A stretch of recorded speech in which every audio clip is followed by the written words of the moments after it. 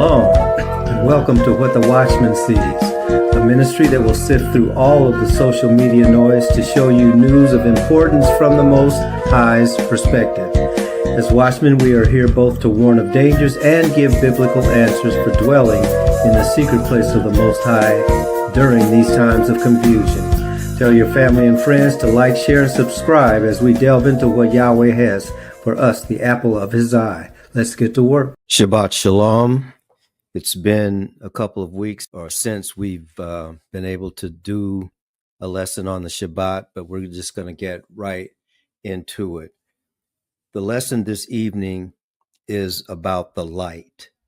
And specifically, we're going to be looking at Matthew chapter 5, verses 13 through 16. And the context is as follows.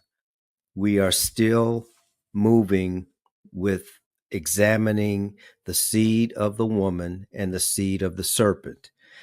This lesson will be talking about both the seed of the serpent and the seed of the woman. And as we know, the story begins in Genesis chapter 3. The lesson this session is going to be reflecting on the ramifications of this latest very tragic event and all of the things that went around it.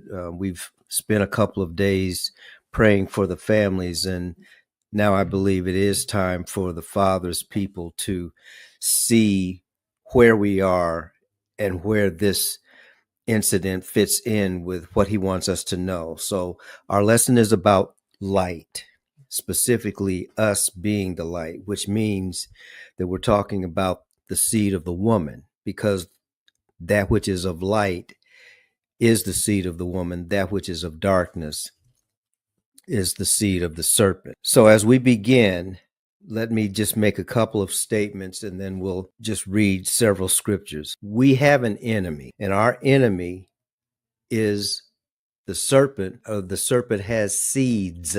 Seeds are offspring. So our enemy are the children of the serpent. The children of the serpent are under strict instructions to stay on message and to stay on code. For our society, the message is a very simple one. Black people are the cause of all the ills of this society. And so whatever comes up, even if it seems to be not even remotely related to anything that our people group is doing, if it's a negative, we're going to be the scapegoats. Now, I said black people, but you can also include brown people in that as well. So for the seed of the woman, those who are the children of the Most High, which is the target of this lesson, you need to remain focused. Do not be distracted by all of the negative energy that is all around you, because when you're distracted, you're unable to critically think about the state of our society and, more importantly, our place in it.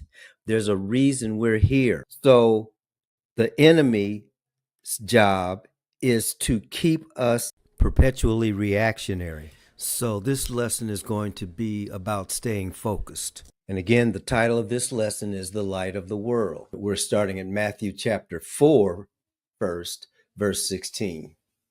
Now, Matthew chapter 4, verse 16 is actually hearkening back to Isaiah chapter 9, and we're going to do a deeper dive into Isaiah chapter 9, but we're just focusing now on the scripture in Matthew 4:16, which says, "The people which sat in darkness saw great light, and to them which sat in the region and shadow of death, light is sprung up." We don't have the definitions to show you on the screen, so you'll just have to either take my word for it or look that word up yourself. We're going to be looking at the word light.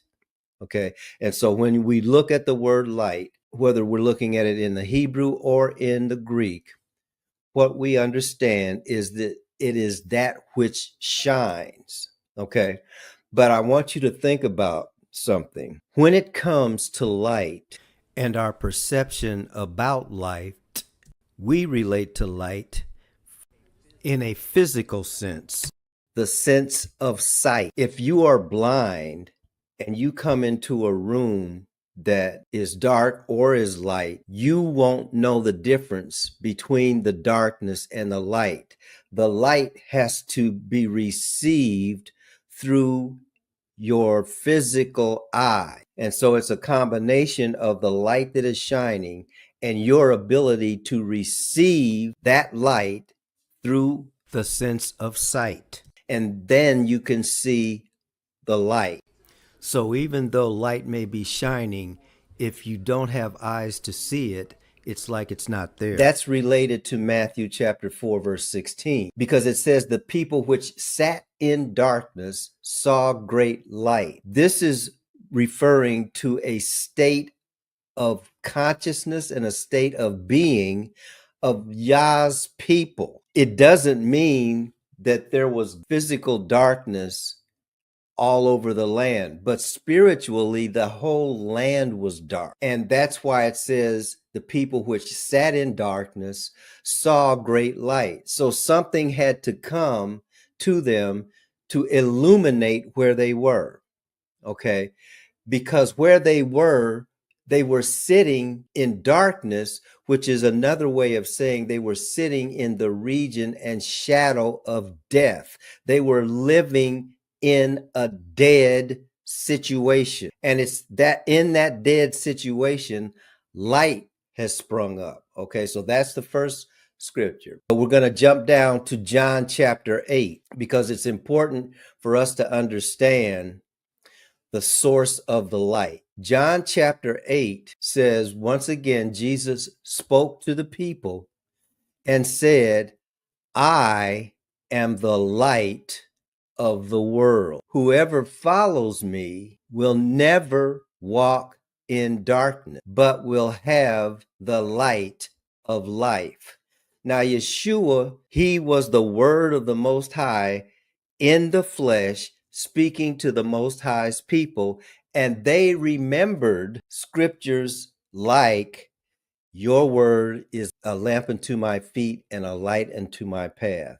So when he told them that he is the light of the world, they had something to hang that on. In John chapter 1, starting at verse 1, the scriptures say, in the beginning was the Word was with Yah, the Word was Yah, the same was in the beginning with Yah. And then it goes on to say, he was the light that lights every man coming into the world. He was that light. So the Word and light brings life. So we have to start this lesson with the understanding that the true light of the world is Yeshuah. However, now we go to Matthew chapter 5. In Matthew chapter 5, that is the chapter that's called the Beatitude chapter, or the chapter where Yeshuah goes up into a mountain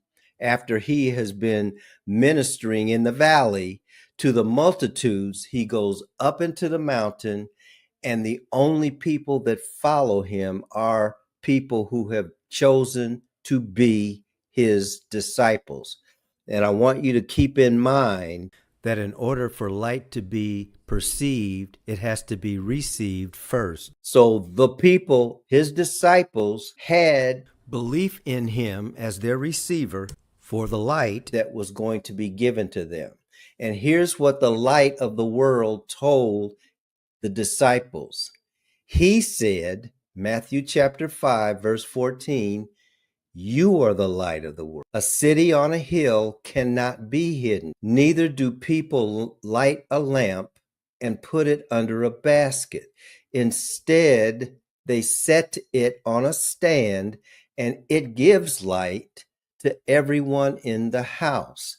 So Yeshuah, the light of the world, tells his disciples, you're the light of the world. And not only does he tell them that, he tells them the context.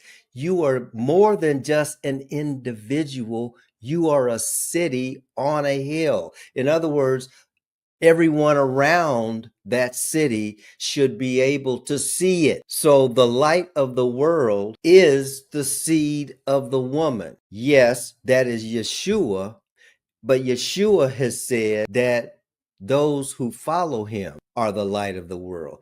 Now we get back to, in order for light to shine and to be experienced, there has to be a receptor. And what the receptor is our deciding to become disciples of the light of the world. Or to put it another way, our decision to be the receptor of Yeshua, who is the light of the world.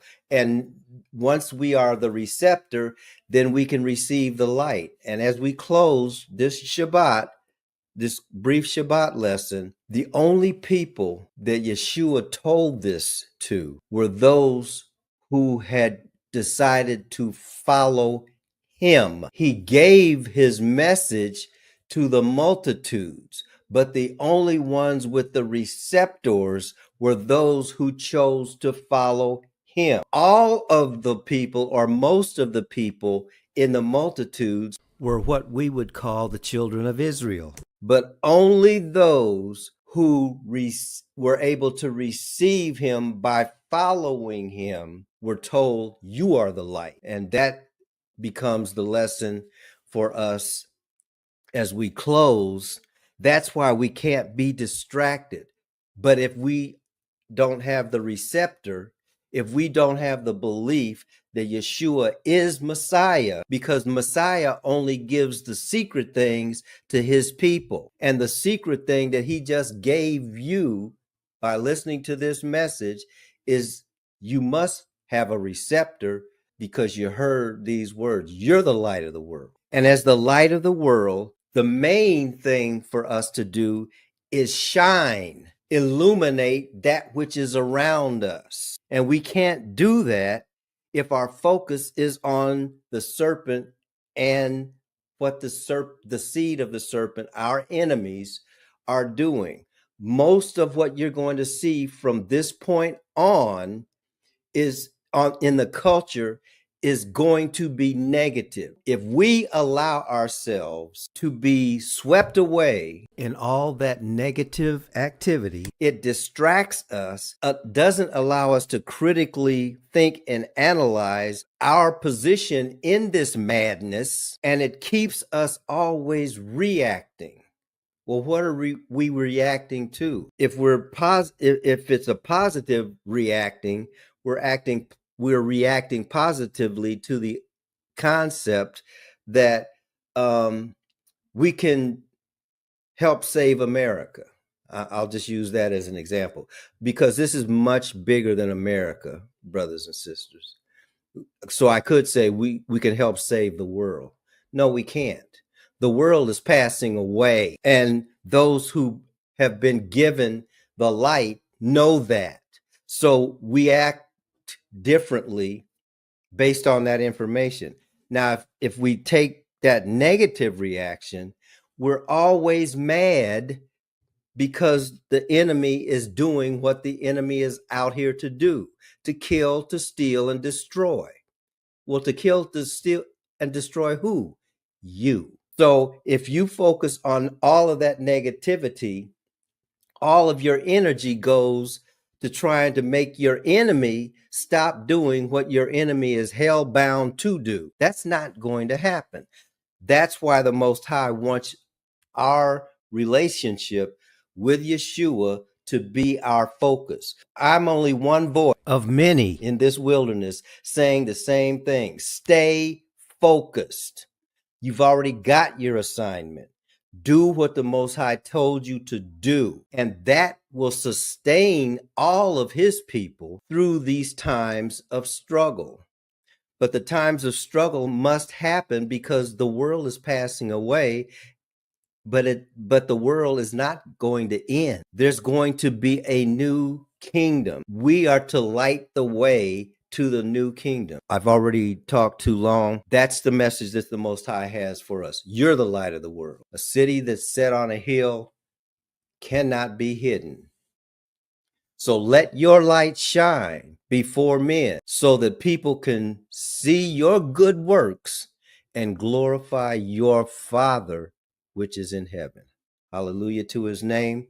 Father, bless you and keep you. Father, make his face to shine upon you and be gracious to you. Father, lift up his countenance upon you.